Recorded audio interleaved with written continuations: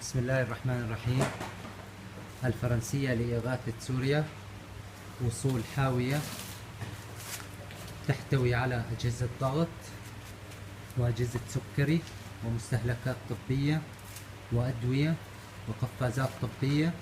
طبعا هذه الحاوية تجهز الآن وتفرز لكي ترسل إلى الداخل السوري إلى المناطق والنقاط الطبية لكي يستفيد منها أهلنا النازحين والمهجرين.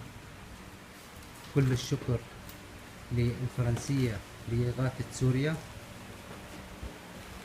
على دعمها المتواصل لأهلنا بالداخل السوري. طبعا لا زالت الأدوية ضمن الكراتين، فهي تفرز ويتم وضع لصاقة تحمل اسم الفرنسية قبل إرسالها للداخل السوري. طبعا هنا خيوط جراحية ولاصق طبي وقفازات جراحية، وأيضا هنا لاصق طبي يستخدم للعمليات الجراحية، وهنا أدوية منوعة، وهذه أربطة ضاغطة وسرنجات.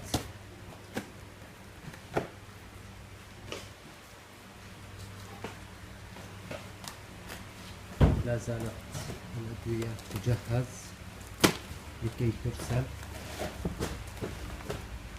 نعود ونشكر الفرنسية على ما تقدمه من مساعدات وإغاثة لأهلنا الصابرين والمحتاجين في الداخل السوري.